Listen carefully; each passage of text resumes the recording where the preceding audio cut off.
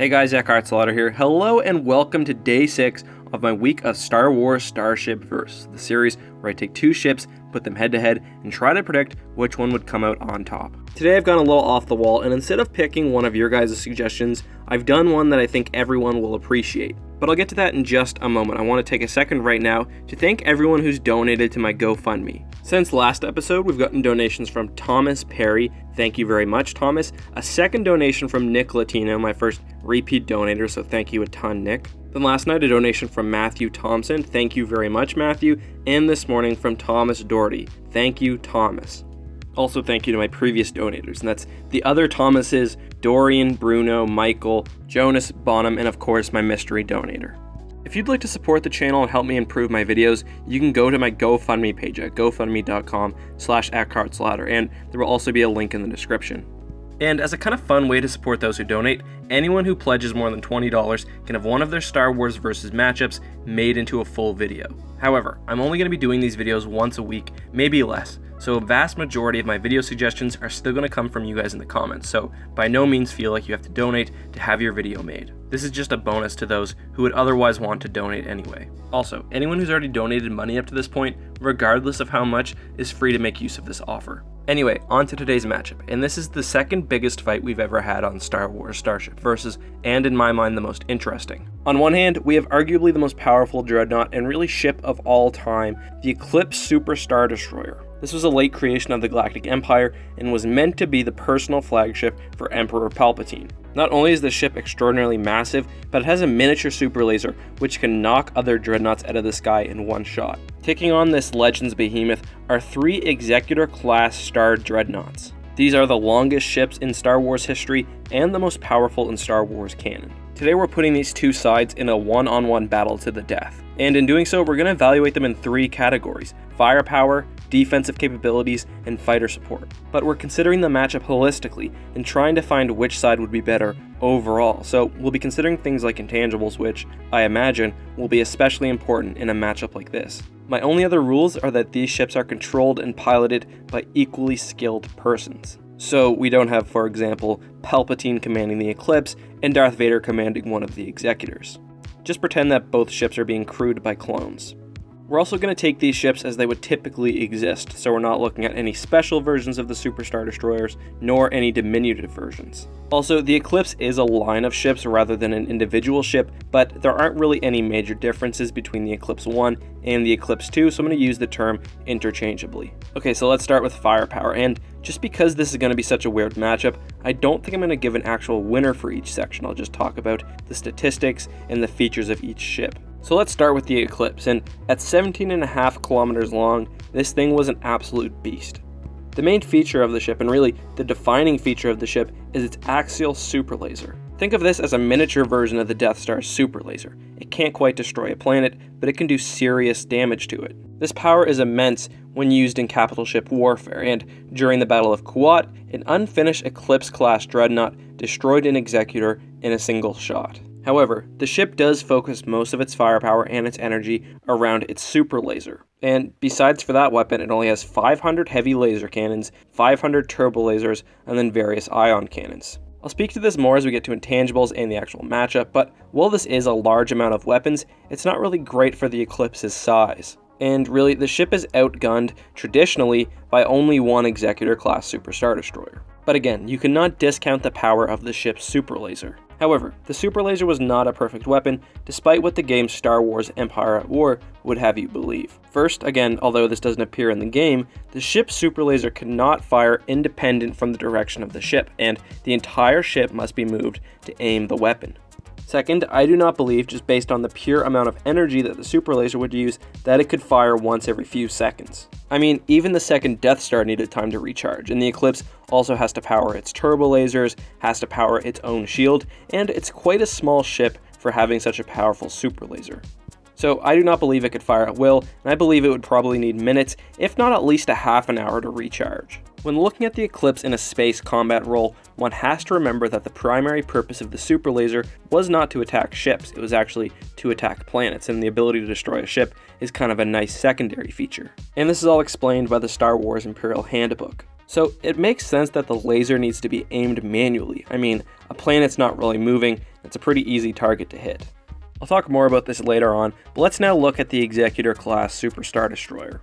The main weapons of the Super Star Destroyer were 2,000 heavy turbo lasers, 2,000 typical turbo lasers, and a point defense laser system.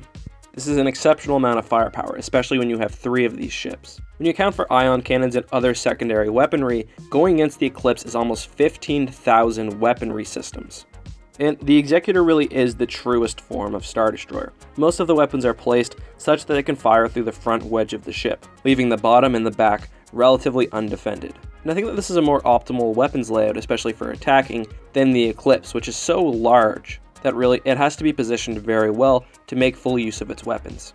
I think that's pretty much everything I wanted to say for this section. The last thing is just don't take how the Eclipse performs in Empire at War as the true representation of the ship's power. Alright, so let's now look at defensive capabilities. The Eclipse was an exceptionally sturdy ship. It had no problem ramming even large capital ships. It also had a very powerful power generator, which could be used to make an almost impenetrable shield. Also notable is that it did have less trenches than the Executor, which would be helpful for starfighter engagements, and that the command bridge and power generator bulbs were more sunk in on the ship's surface, again, helping to protect against errant starfighters. Despite what you'd think by watching Return of the Jedi, the Executor was also fairly well protected. It had multiple shield generators, all which needed to be disabled to take down the ship's shield. However, if the ship's shield was taken down, the command bridge especially was vulnerable. And this is what we saw at Endor. Single starfighters were able to take the Executor down after its shields were pounded away by the rebel fleet. But do not be misled, the ship was extraordinarily powerful and, although it wasn't at the same level of the Eclipse, could take a hell of a beating. So it's now time for firepower, and I'm going to start with the 3 Executor Class Super Star Destroyers. In my opinion, we've never got a reliable number for the standard amount of TIE fighters carried by an Executor. The often quoted number is around 150, and that comes from an old Star Wars behind-the-scenes source book. But that seems completely unreliable to me because it's just a bit over what the Home 1 would have carried. TIE fighters are extremely small and easy to launch. The Executor also had a very large hangar, and the Empire relied on quantity over quality, so I just can't believe that they would only have 150 fighters. Still, because that's the official number, I guess that's what I'll go with for this matchup. I'm going to say that each Executor had 50 TIE fighters, 75 TIE interceptors, and 25 TIE bombers, for a combined total of 450 ships when all 3 Executors are taken into account. The Eclipse, on the other hand, has what I believe to be a much more realistic complement of starfighters. It has 600 TIE interceptors and 96 TIE bombers. In the Empire's End comics, we also see that the Eclipse 2 used shadow droids, but we don't know how many, and because Emperor Palpatine is not present in this battle, I'm just going to stick with the standard fighters. Alright, so that's it for that section. Now it's time for the actual matchup. I'm going to skip intangibles and just discuss those as I go through how I think the battle would turn out. Before I get into my analysis, I just want to read something I found while doing research, and this comes from Fractal Sponge, who I'm sure most of you guys will know does those awesome 3D models. But he's generally a Starship aficionado, has worked with Star Wars in the past in an official capacity, and knows his stuff. I mean, he outright created several Star Dreadnoughts that entered Legends continuity. Anyway, this is what he has to say about the Eclipse, and I agree with all of it. Eclipses would be more powerful by generation and shield power. Its super laser is much larger than a Sovereign's, and while this means it's going to have a tremendous hitting power as a siege platform, the focus on the prime weapon probably gimps it in space combat. The mass of the large super laser and the associated equipment, and the bracing required for it probably means the ship is rather heavy and unwieldy, not helped by the puny engine system, which is probably more to help with the recoil of the super laser than any serious acceleration. He continues saying that the ship is a little bit shaft when it comes to conventional weaponry, and there's no obviously large turrets or gun batteries like you often see on Star Destroyers. So let's talk about this. Like Fractal says, the ship is meant as more of a siege platform and to take on planets than really to fight prolonged battles in space. And this is like classic Imperial ship doctrine. They create something huge and unwieldy, but that's super terrifying, but not always very practical. So how does this apply to the battle? Well, let's say the 3 Executors jump in and they face off against the Eclipse. Right away, I have absolutely no doubt that the Eclipse will manage to take one of the Executors out without a second's notice. That ship will be gone immediately, and now it's a 2 versus 1. Like the Rebel Alliance at Endor, after being confronted by the power of the super laser, the remaining 2 Executors will probably scatter. One ship will go one way and the other will likely go the other way. Now the Eclipse can really only focus on one with its super laser, again, its main and most impressive weapon. The Eclipse is very slow. I mean, it's faster than the Death Star and most other super weapons, but it's slow. It's got small engines and it's got a lot of mass to move. The Executor, on the other hand, has 13 engines and is quite fast, especially for a ship of its size. It can move at 40 megalights, which is probably twice as fast as the top speed of the Eclipse, and can accelerate about 1 1/3 times as fast. So, the Eclipse will target one of these 2 remaining ships with its super laser, but I'm afraid by the time it's recharged, the Executor will be out of range. And again, this is just because the Eclipse is not very maneuverable and it will have trouble keeping up and wielding its weapon. I believe the 2 Executors would literally fly circles around the Eclipse, avoiding its super laser. While doing so, they would be hitting it with thousands of weaponry systems. The Eclipse will be able to return fire with its turbo lasers, but when looking at conventional weaponry, it's outgunned at this point by almost 10 to 1. The efficient weapon designs of the Executor and the inefficient design of the Eclipse further exacerbate this issue for the ship. While this is all going on, there will also be the secondary fighter battle, and with one Executor gone, there'll only be 2 ships worth of fighters remaining. The Eclipse does have an advantage in numbers, with 600 TIE interceptors compared to about 250. However, the 2 remaining Executors combined have about twice the laser cannons of the Eclipse, so that should help even the numbers. Ultimately, I think starfighters will be pretty non-consequential in this matchup. The true game changers in this battle are the speed of the Executors, the unwieldiness of the Eclipse's main weapon, and the sheer amount of firepower that the 2 Super Star Destroyers remaining can output. The Executors will be pounding away at the ship, and once they get into a sensitive area, like for example the engines, they will do massive amounts of damage, and I think the Eclipse will be disabled pretty quickly.